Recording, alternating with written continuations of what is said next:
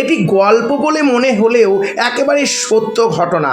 ভগবান জগন্নাথ দেবের মন্দিরে নদিয়ার জেলার নবদ্বীপের নিবাসী এক বৃদ্ধা মহিলার সংসারে কেউই ছিলেন না। তিনি ছিলেন ভগবান শ্রীকৃষ্ণের পরম ভক্ত।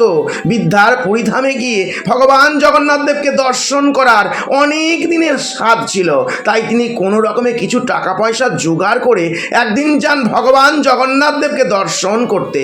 কিন্তু মন্দিরে ঢোকার আগেই তার সমস্ত টাকা পয়সা চুরি হয়ে যায়। তাই ভগবান জগন্নাথ দেবকে দর্শন করতে গিয়ে ভগবানকে কাঁদতে কাঁদতে বলেন, ভগবান এখন আমি বাড়ি ফিরবো কি করে?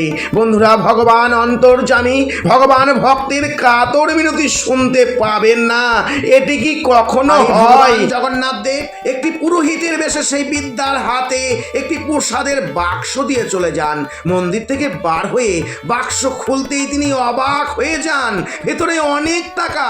তার চোখে জল চলে আসে, তার বিশ্বাস ফিরে আসে।